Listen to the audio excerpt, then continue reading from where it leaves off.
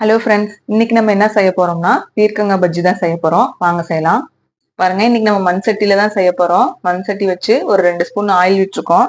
Oil நல்லா சூடேறட்டும். பாருங்க, எண்ணெய் நல்லா சூடேறிச்சு. இப்ப இதுல நம்ம கடுகும் ஜீரகமும் சேர்த்துக்கலாம். கொஞ்சம் பெருங்காயத்தூள் சேர்த்துக்கோங்க. பாருங்க, பெரிய வெங்காயம் நல்லா பொடி பொடியா கட் பண்ணி வச்சிருக்கோம். உங்கள்கிட்ட சின்ன வெங்காயம் இருந்தா போட்டுக்கோங்க. ஒரு கொத்து கருவேப்பிலை, 4 வரமிளகா, ஒரு பச்சை மிளகா, 3 பல்லு பூண்டு.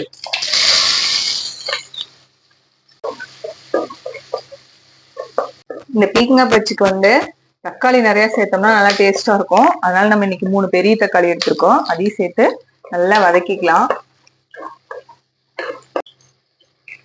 ஒரு அரை ஸ்பூன் மஞ்சத்தூள் சேர்த்துக்கோங்க. தேவையான அளவு உப்பு சேர்த்துக்கலாம்.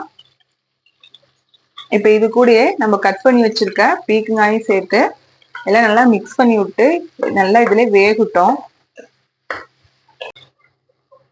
இதுக்கு நம்ம இன்னைக்கு எதுவும் மசாலா எல்லாம் நிறைய சேர்க்க போறது இல்லை. ஏன்னா பச்சை மிளகா வரமிளகா போட்டிருக்கோம்.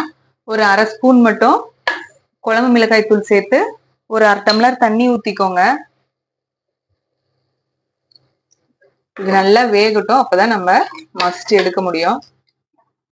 பாருங்க, நல்லா வெந்துருச்சு. இப்ப இதை நம்ம மத்து வச்சு நல்லா கடைஞ்சு எடுத்துக்கலாம்.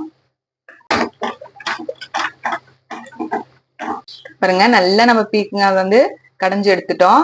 இது கூட கொஞ்சம் அப்படியே கொத்தமல்லி தலையை தூவி விட்டு கிண்டி விட்டுருங்க.